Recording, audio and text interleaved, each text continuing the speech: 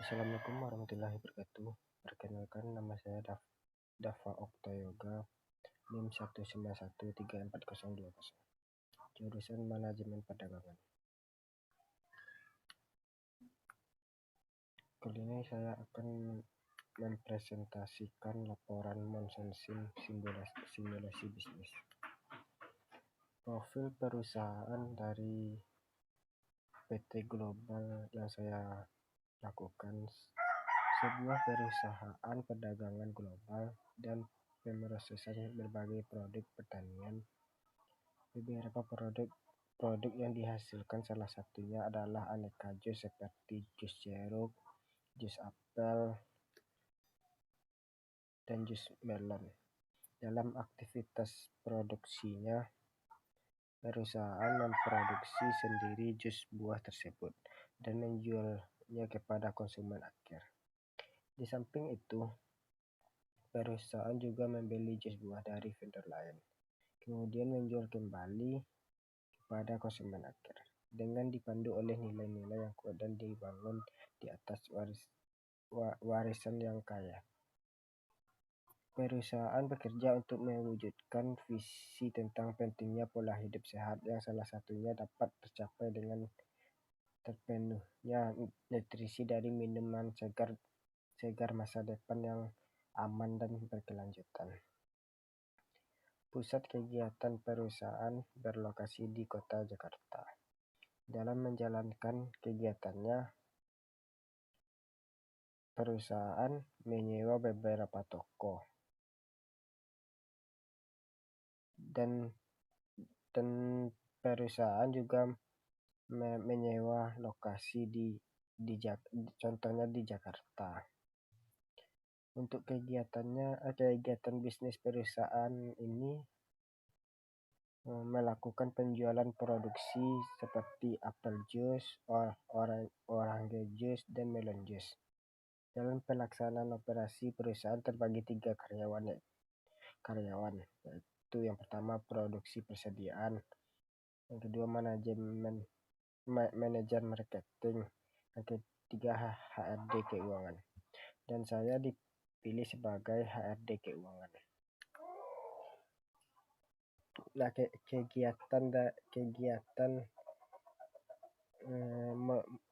kegiatan dari Monsensim ini, yang pertama forecast,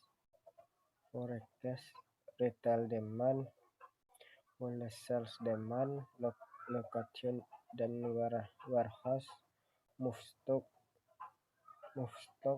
schedule auto replenishment, finishing good, purchase B2B. Nah, yang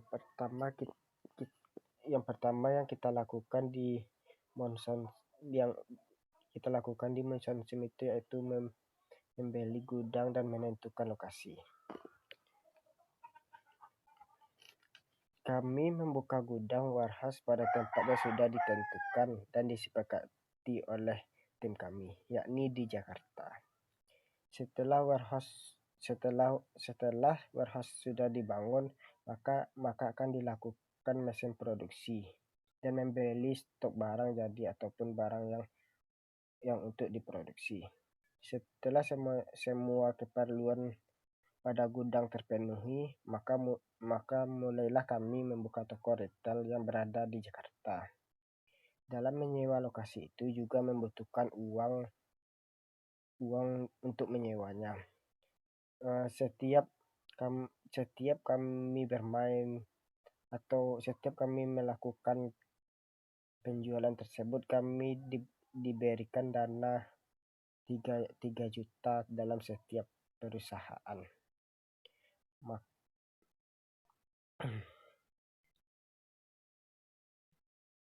Memutuskan untuk setiap lokasi sistem kontrak berbeda-beda, karena ini bagian dari strategi dalam mengalokasikan dana dengan tepat sasaran. Strategi ini bagus dalam melakukan retail, dan kami menganalisis lokasi mana yang paling strategis baik dengan tujuan mendapatkan tingkat keuntungan yang maksimal. Misalnya seperti di Jakarta dan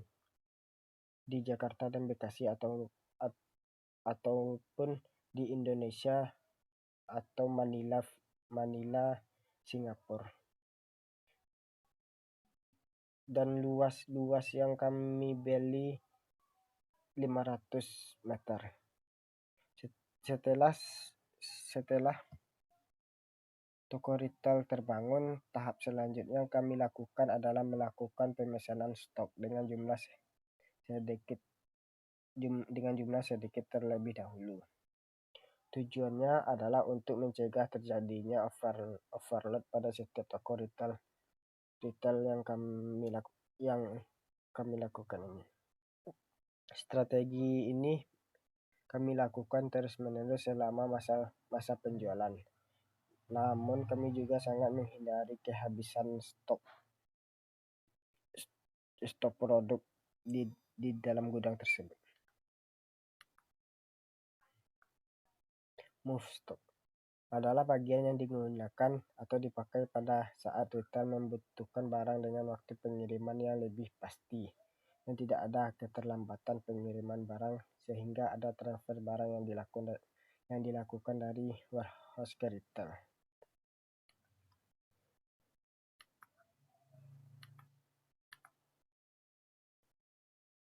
Schedule auto replacement adalah alat yang dipakai ketika tim memutuskan untuk mengisi ulang atau mentransfer ulang barang secara otomatis, tidak secara manual menggunakan tools move stock. Pada bagian ini terdapat data quantity on hand untuk melihat jumlah barang yang dimiliki oleh retail saat ini. Apabila kita memutuskan untuk melakukan transfer secara otomatis, maka kita bisa mengatur when quantity less than sebagai reorder point, yaitu titik minimal stok yang dimiliki di retail untuk pengisian ulang secara otomatis. Misalkan bagian when quantity less diisi 5.000, maka ketika quantity on hand mencapai 8.000, warehouse akan secara otomatis mengirim atau mentransfer barang ke retail sebesar replenish quantity. Replenish quantity diisi sebesar jumlah barang yang diinginkan ditransfer secara otomatis ke retail ketika sudah mencapai titik reorder point. Finished good purchase. Fungsi bagian ini berfungsi untuk melakukan penyediaan pada warehouse. Sistem pemesanan sama halnya dengan procurement di retail. Disarankan untuk melakukan pembelian secara masif sehingga bisa melakukan transaksi B2B, karena di B2B membutuhkan barang hingga ratusan ribu pak per produknya. Pihak yang memegang procurement finished good warehouse harus berkomunikasi dengan baik dengan bagian B2B offers, karena barang yang dialokasikan untuk B2B sebagian besar dari warehouse kecuali terjadinya overload pada retail. Namun perlu diperhatikan juga luas wilayah gudang, jangan sampai terjadi overload di mana sewa menjadi mahal karena adanya overload tersebut. Perlu diperhatikan juga vendor dan warehouse yang membutuhkan barang. Misalnya perusahaan memiliki 2 warehouse, Jakarta dan Manila, dan warehouse yang membutuhkan barang adalah warehouse Jakarta. Jangan lupa untuk menggantinya warehouse tujuan Jakarta tersebut. B2B offers. B2B terbagi dua transaksi, bid dan deal.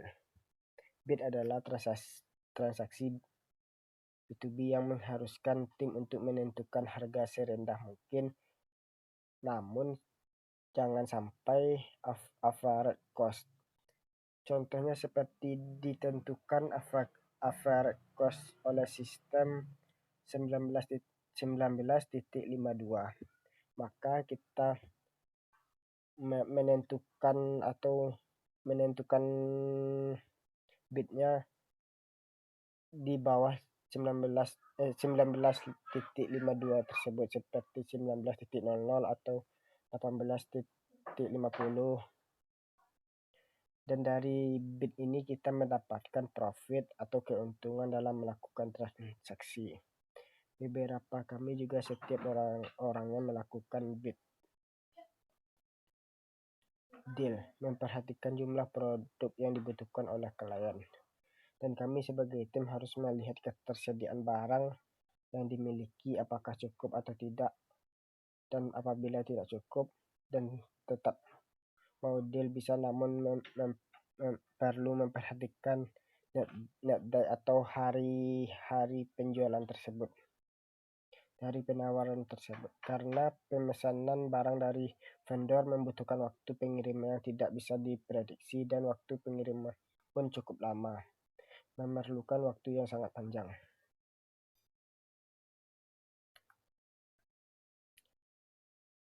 Job dasar saya sebagai HDR atau keuangan bertugas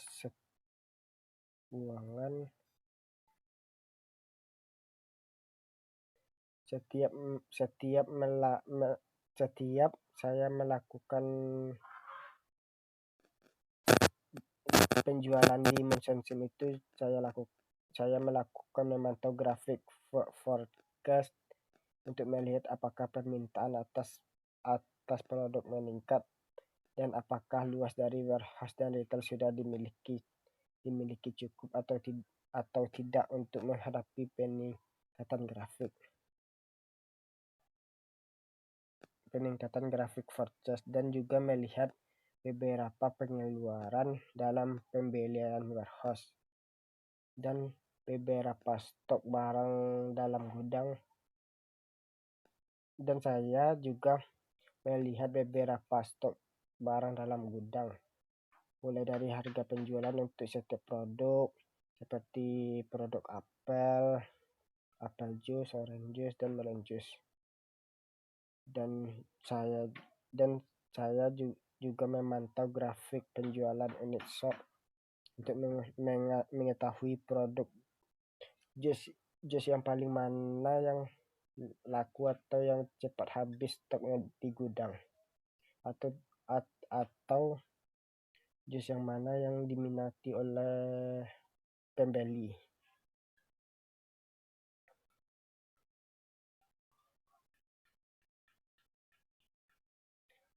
Dan saya juga melihat grafik penjualan dan keuntungan, dan saya juga melihat grafik penjualan dan keuntungan, apakah kita berada di posisi rugi atau tidak. Seperti saya katakan pas awal tadi, kita diberi dana 3 juta, apakah penjualan kita mendapatkan keuntungan atau minus.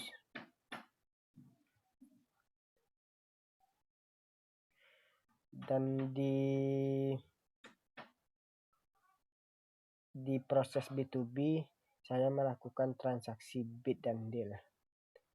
Saya melakukan bid setiap kali bermain, dan deal melihat berapa waktu yang paling mana yang lebih cepat atau rendah, serta procurement untuk barang-barang di warehouse, membeli produk dan menentukan jasa vendor yang akan digunakan untuk pengiriman produk ke retail. Dan saya juga memantau jumlah persediaan yang ada di retail supaya tidak kehabisan stok.